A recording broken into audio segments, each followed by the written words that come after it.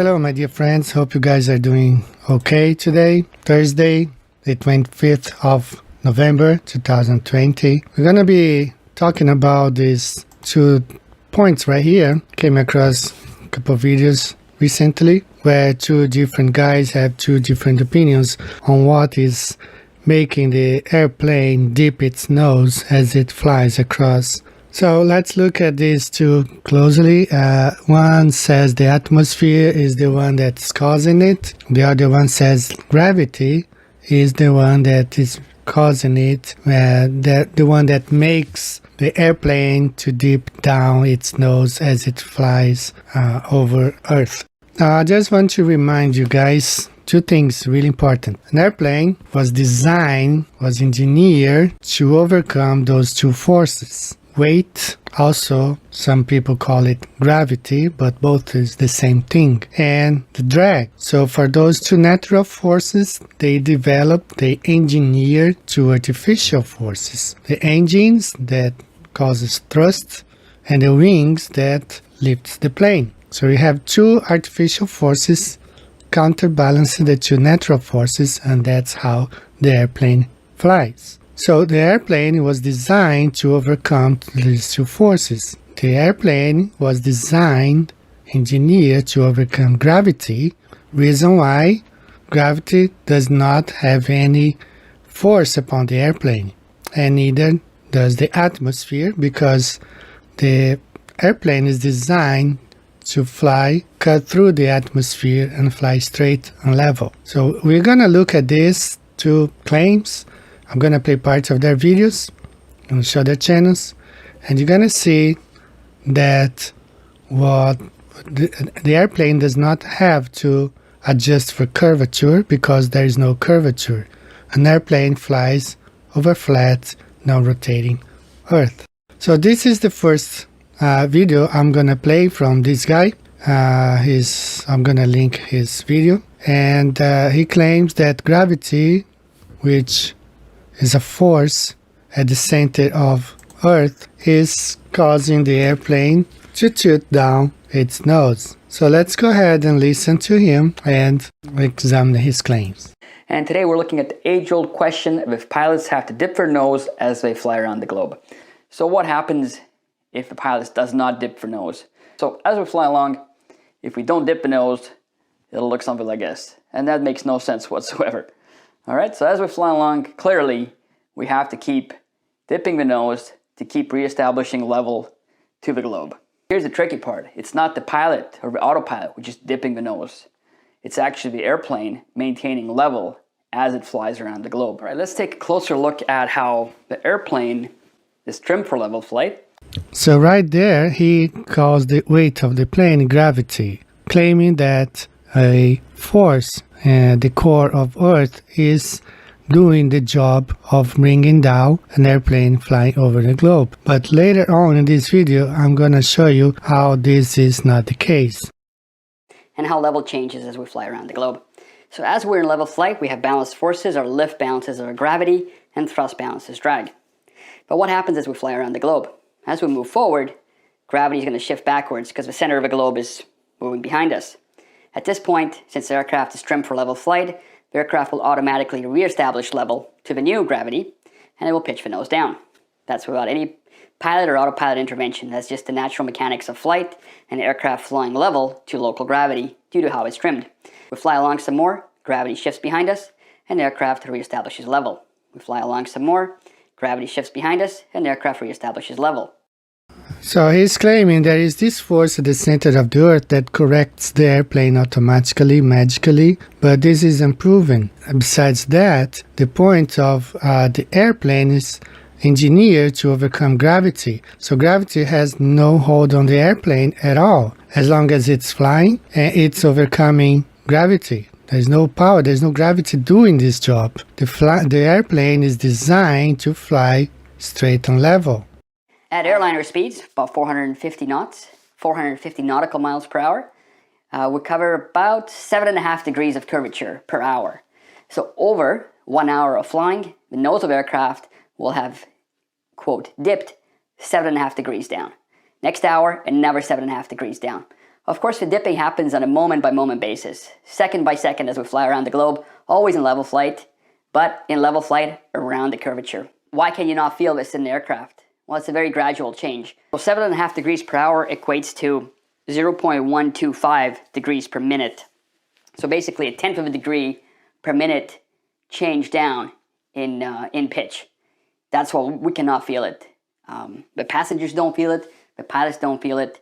It just happens behind the scenes. So he's basically claiming that every few seconds gravity brings down, as if the plane was flying exactly like it's being shown here in the video.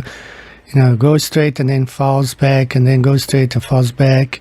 This is what he claims, that the airplane is doing this automatically, magically, by a force coming from the core of the Earth. Let's go on now and talk about what this guy says. He says the atmosphere is actually the one that's pushing down or bringing down the nose of the plane in order to have it adjusted for curvature. I got this video from this channel, Great Outdoors, so let's go ahead and listen to him. Okay, in this video, I'm going to attempt to quickly explain why when a plane flies over a globe Earth, why the pilot doesn't have to constantly make adjustments for the curvature of the Earth, and why the plane just naturally follows.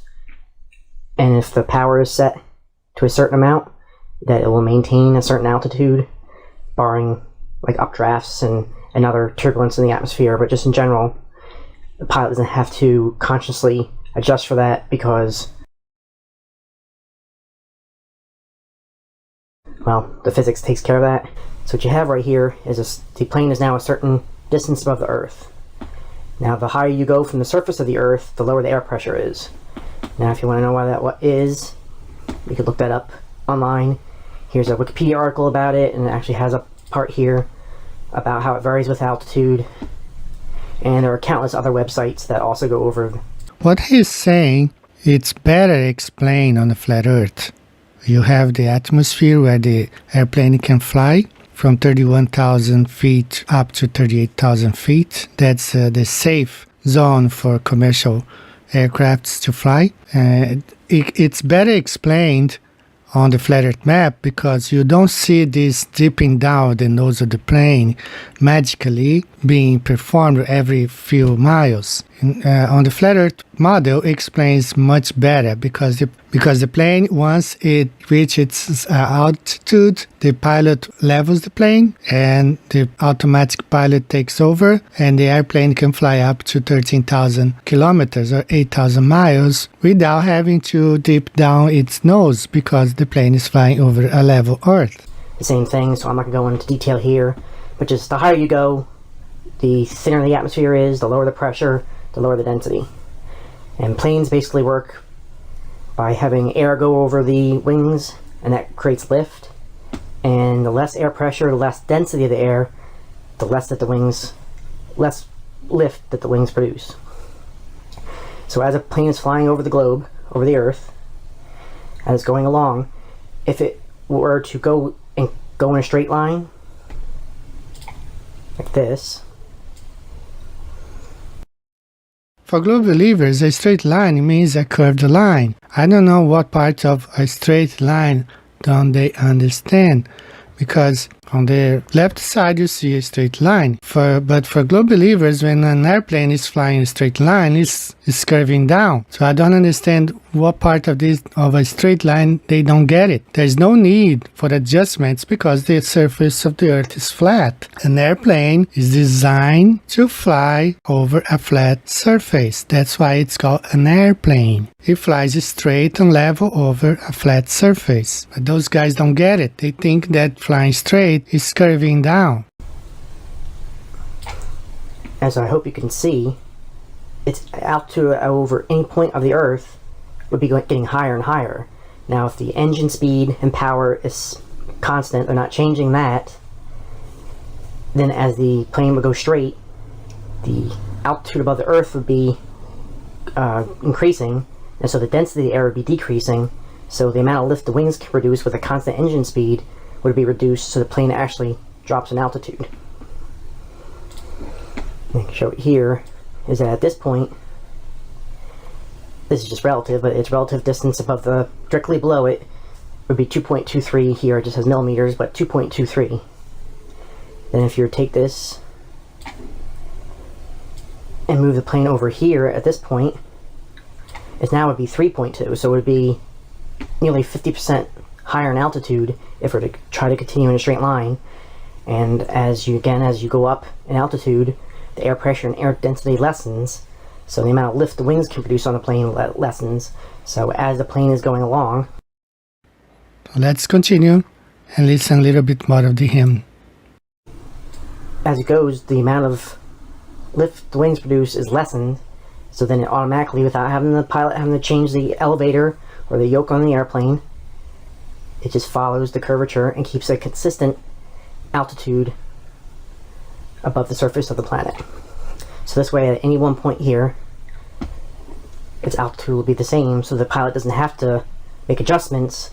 Just the physics of how air pressure and air pressure with altitude work will keep the plane at a relatively constant distance above the surface of the Earth. Okay, so he's basically saying exactly what the other guy was saying, that the plane keeps on falling down into the roundness of the so-called ball Earth, and keeps falling as if the plane was flying exactly like this animation is showing.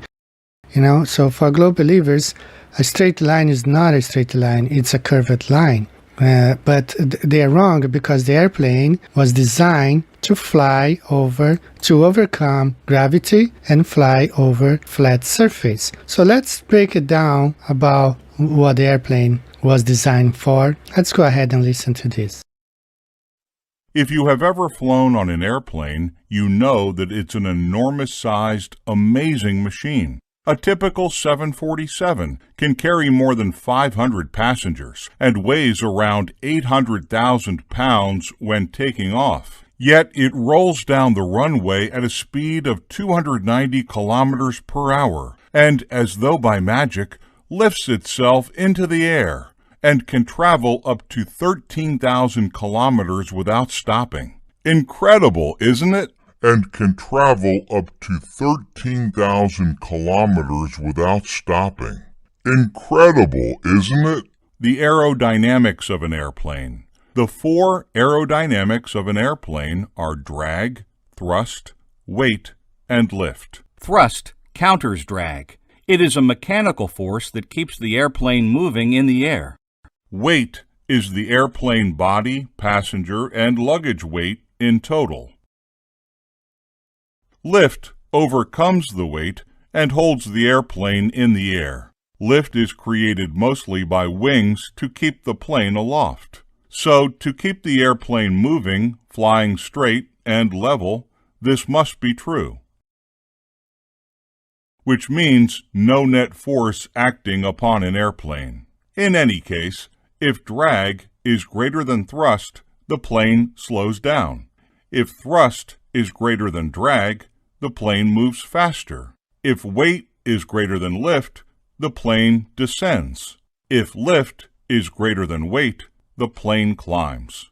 So we just saw there the mechanics of the airplane, how it was designed to overcome the so-called gravity, or the weight of the plane. The plane flies straight and level over a flat surface. There is no need for adjustment for any curvature, because there is no curvature to be adjusted for. An airplane flies straight and level over a flat, non-rotating Earth. That's not difficult to understand, and as he says, the airplane can fly over 13,000 kilometers or 8,000 miles without stopping. Incredible, isn't it? And can travel up to 13,000 kilometers without stopping. Incredible, isn't it? Now let's look at a few examples on the globe and on the flat Earth map. Let's compare a flight going from Santiago in South America to Toronto, Canada in North America. Let's go to the flat Earth map. Let's consider this flight here. I have here the flat Earth map. And let's consider this flight here between Santiago, Chile and Toronto. On this side here, I'm going to show on the globe how this flight would look like on the globe Earth. So let's look at here, Santiago in Chile, Toronto, Canada. On the flat Earth map, you see here how this flight would go. So let's look from the side view. Here's a view from the side on the flat Earth. So I added an airplane here to make things better for us to see. So the airplane departs Santiago from Chile and flies one straight flight towards Toronto, crossing the equator and lands in Toronto. One more time, takes off from Santiago, flies straight, crosses the equator, no problem at all, keeps flying, lands Toronto. Same thing happens on its way back, takes off from Toronto, flies straight, level towards Santiago, lands in Santiago. This is how this flight looks like on the flat Earth map. Makes way more sense than if you compare to flying over above Earth.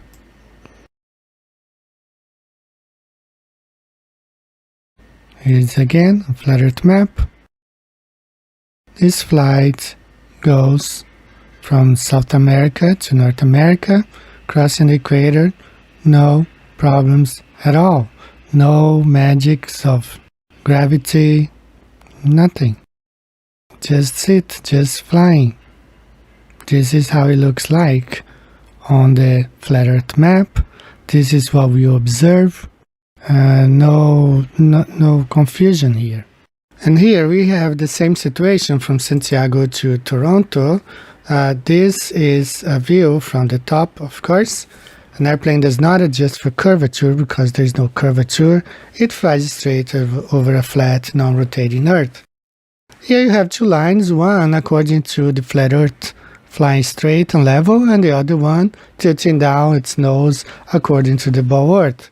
Conflicting explanations whether this supposed dipping of the nose of the airplane is done mysteriously by gravity or by the atmosphere demonstrate the weakness of this argument. So let's examine here two examples, one on the flat Earth and one on the globe Earth. So here you have the airplane taking off from Santiago in Chile towards Toronto, Canada. So the very first example we will see as if the plane was flying over a globe and dipping its nose. So this is not what we observed. This is not what the instruments in the airplane shows, and it is contrary to what we learn about the engineering of the airplane as it was designed to fly straight and level. Now this is what we observe on the flat Earth map and on the flat Earth, and that's what is really happening. The airplane is flying level and straight. Lift and thrust is balanced with weight and drag. This way the airplane flies straight and level for thousands of miles. Now consider this very same flight, Toronto to Santiago, Chile, with an airplane flying upside down a ball, with its nose pointing up.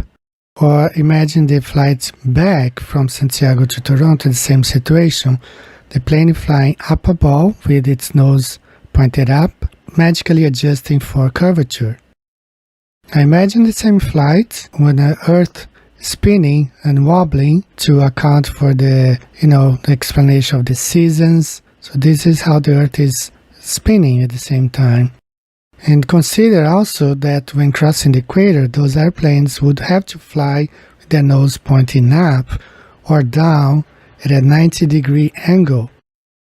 Also, consider the fact that not only the Earth is spinning, but it's also going around the Sun. So all of this is happening while the globe Earth is flying at a rate of 65,000 miles per hour around the Sun, while spinning on its axis at 1,042 miles per hour. So gravity is just weight. Gravity is not tipping the nose of the airplane down. There's no such thing as an invisible force called gravity, at the core of a fictitious spherical Earth. Airplanes fly straight when on cruise unless the captain decides to ascend or descend the aircraft. No external forces magically tilt the aircraft's nose down to adjust for curvature.